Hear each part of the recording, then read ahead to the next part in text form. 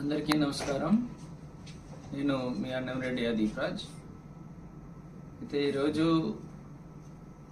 ఎంత స్పీడ్గా పుకార్లు వాళ్ళంతా కూడా హల్చల్ చేస్తున్నాయో మనందరం కూడా చూస్తున్నాం.